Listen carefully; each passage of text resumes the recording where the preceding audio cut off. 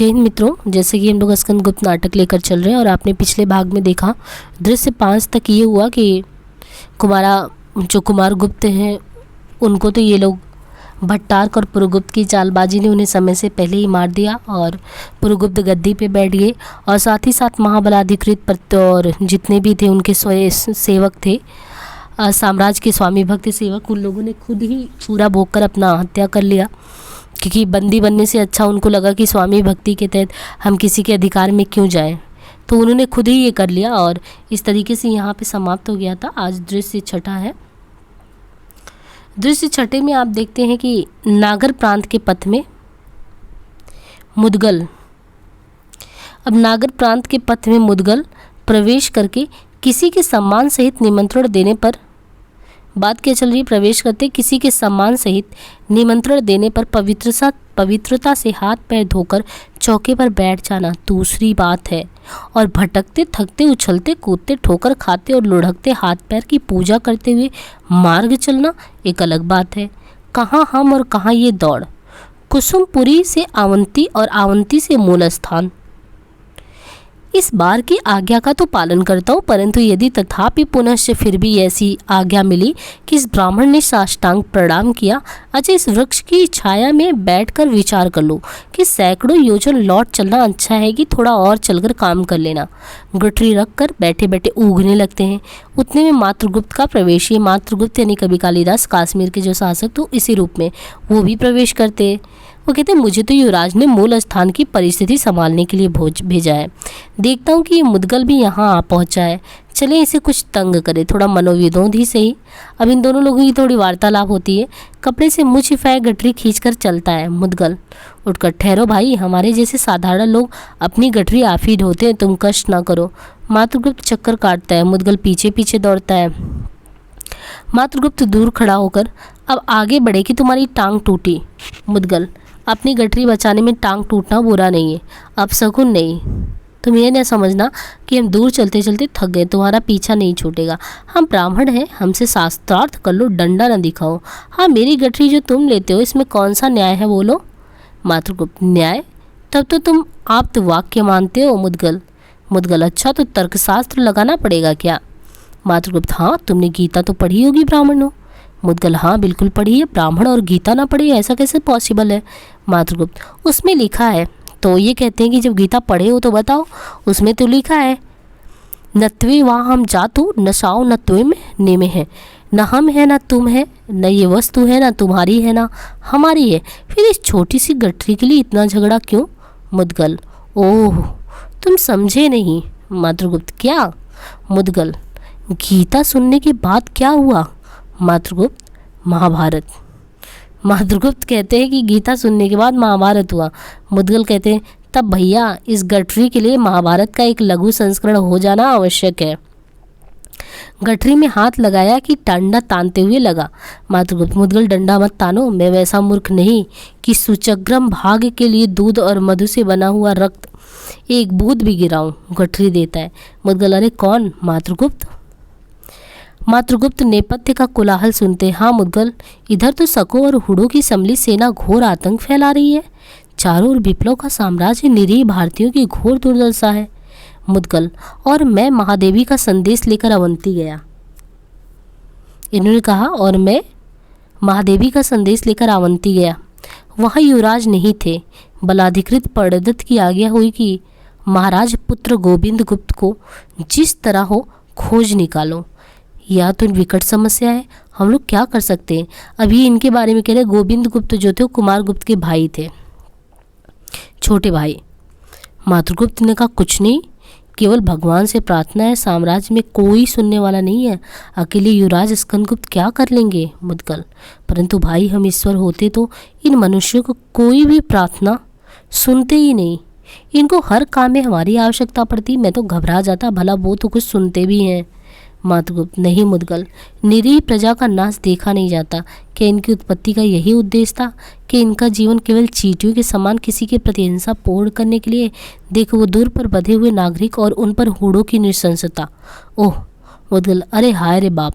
मातृगुप्त, सावधान, असहाय अवस्था में प्रार्थना के अतिरिक्त और कोई उपाय नहीं, हम लोग भगवान से विनती करें।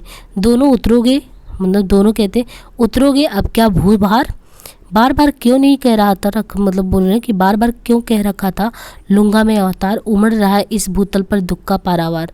तो ऐसा वो गाने में अपने सुरताल मिलाते हैं कि बार बार क्यों कह रखा था लूंगा मैं अवतार, उमड़ रहा है इस भूतल पर अब दुख का पारावार।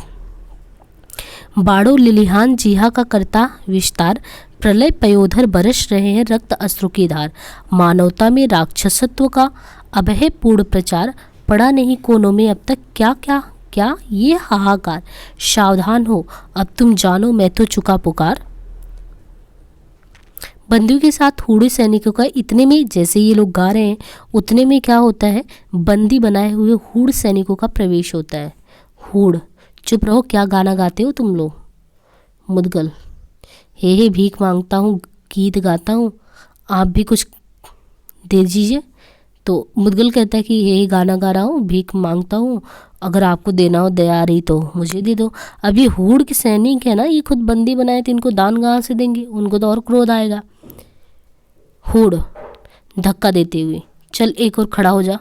हाँ जी, इन दुष्टों ने कुछ देना अभी स्वीकार नहीं किया, बड़े कुत्ते हैं। नागरिक, हम निरीह प्रजा हैं, हम लोगों के पास क्या रह गया है, आप लोगों को दे, सैनिकों ने तो पहले ही लूट लिया है।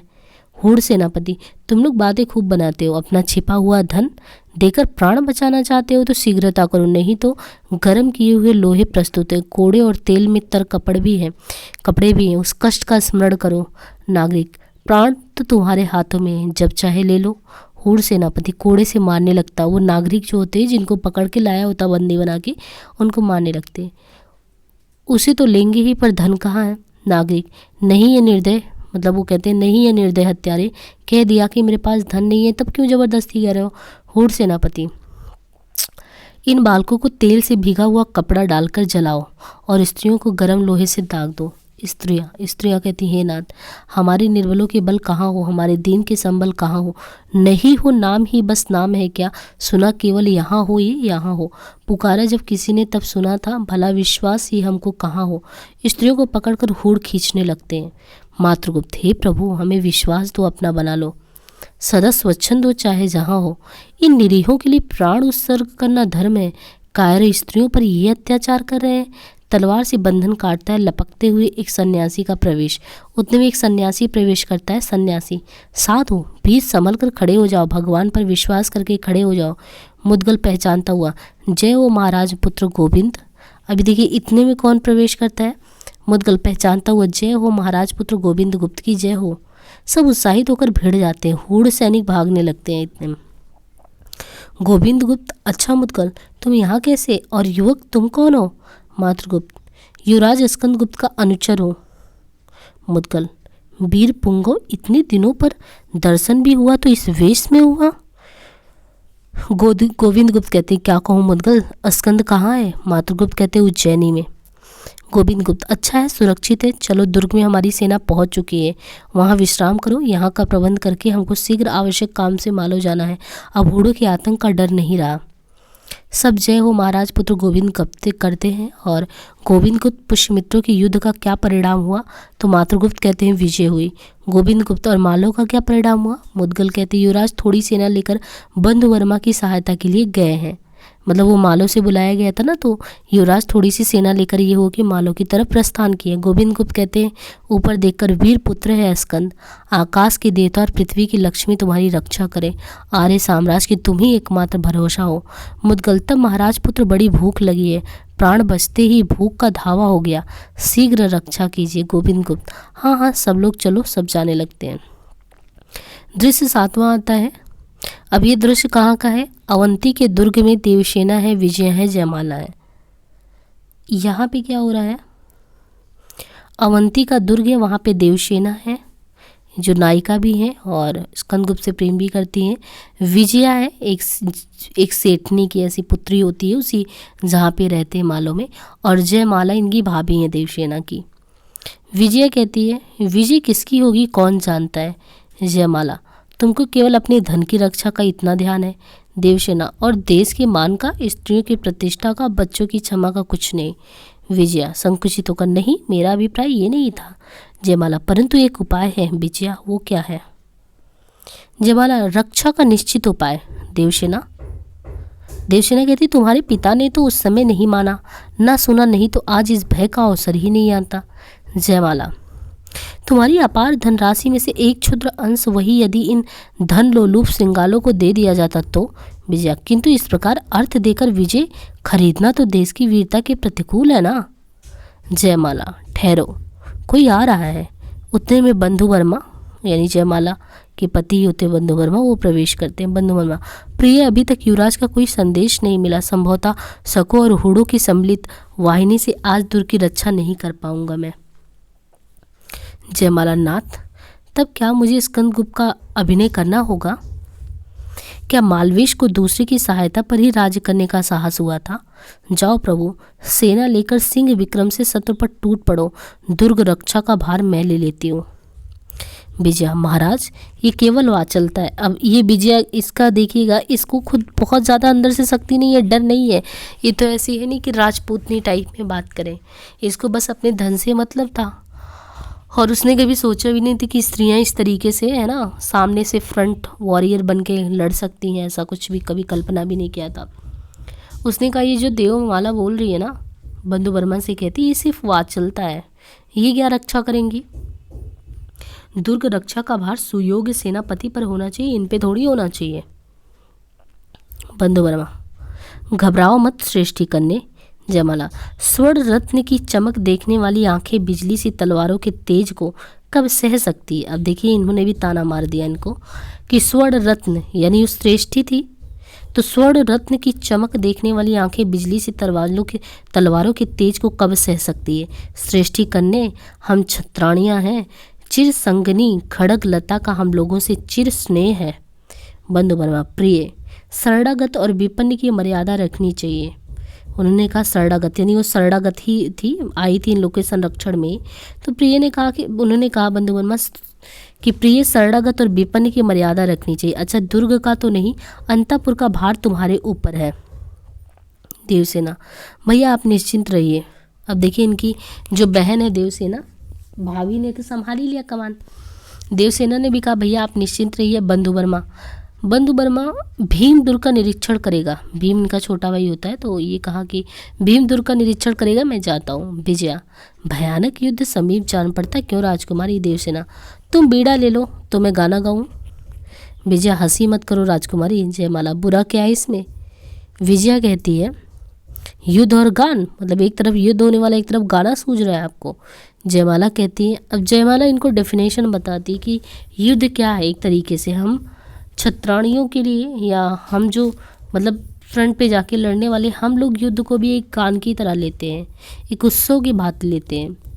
युद्ध क्या गान नहीं है? वो समझाती कि युद्ध क्या गान नहीं है। रुद्र का श्रृंगनाद से भैरवी का तांडव नृत्य और शस्त्रों का वाद्य मिलकर एक भैरव संगीत का सृष्टि होता है। जीवन के अंतिम दृश्य को जानते हुए, यानी देखिए जीवन के अंतिम दृश्य को, ये कितनी मार्मिक बात है ना कि जीवन के अंतिम दृश्य को जानते हुए अपनी आंखों से देखना, जीवन रहस्य के चरम सौंदर्य की नग्न और भयानक वास्तविकता का अनुभव करना केवल सच्ची वीर हृदय को होता है। ध्वंसमयी महामाया प्रकृति का वह निरंतर संगीत है। उसे सुनने के लिए हृदय में साहस और बल एकत्र करो। अत्याचार के शमशान में ही मंगल का, शिव का सत्य सुंदर संगीत का समारंभ होता है। इन्होंने इतनी अच्छे से इस चीज़ को डिफाइन किया कि किस तरीके से हम युद्ध को देखते हैं। ये चीज़ लेकिन किससे समझ में आता? केवल और केवल सच्चे वीर हृदय को समझ में आता है कि ध्वंसमयी महामाया प्रकृति का वह निरंतर संगीत है। उसे सुनने के लिए हृदय में साहस और बल एकत्र करो। अत्याचार के शमशान में ही मंगल का, शिव का सत्य सुंदर संगीत का समारंभ होता है। और ये भी बताया कि ये भी तो एक उत्सव है ना कि अंतिम पल का पता भी नहीं है जीवन का, फिर भी हम एक उत्सव के साथ उसमें जी रहे हैं। देवसेना तो भाभी मैं तो गाती हूँ। तो देवसेना भी बीच बीच में गाना गाती। देवसेना कह रही तो भाभी क्या मैं गाना गाऊँ क्या? एक बार गा लो हमारा प्रिय गान, फिर गाने को मिले या नहीं। इन लोगों को लगता है कि सुरक्षा करते करते पता नहीं प्राण बचेगा कि नहीं, अंततः जीवन जो जीना है वो तो गाना गा ही ले। जयमाला तो गाओ ना। तो वो गाना शुरू करती। विजया पहले बोलते रानी तुम लोग आग की चिंगारियाँ हो या स्त्री हो? अब उसको ये लग रहा है कि ये लोग क्या है। तो विजया कह रही है रानी तुम लोग आग की चिंगारी हो या स्त्री हो? देवी ज्वालामुखी की सुंदर लट के समान तुम लोग। जयमाला, सुनो देवसेना गा रही है। देवसेना इतने में गाने लगती है।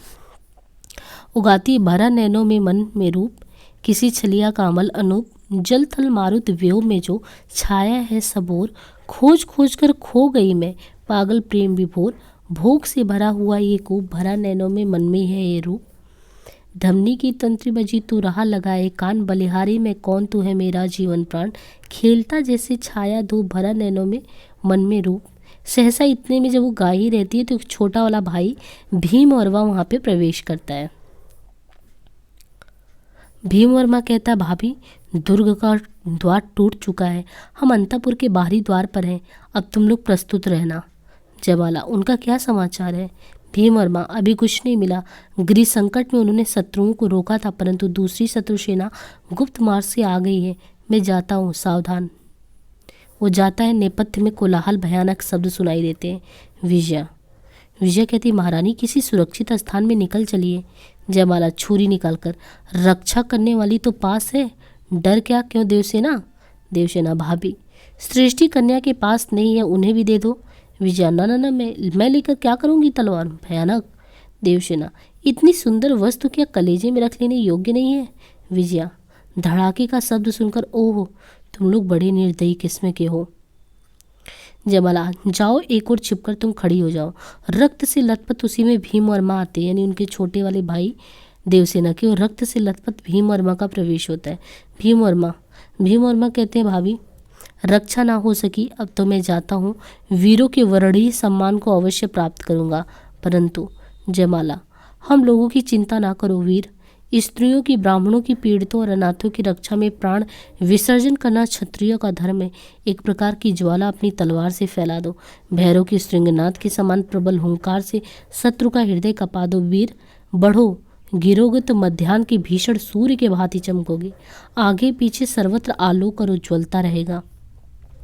भीमवर्मा का प्रस्थान, द्वार का टूटना, विजयी शत्रु सेनापति का प्रवेश, पुनः भीमवर्मा का आकर रोकना, गिरते गिरते भीमवर्मा का जयमाला और देवसेना की सहायता से युद्ध।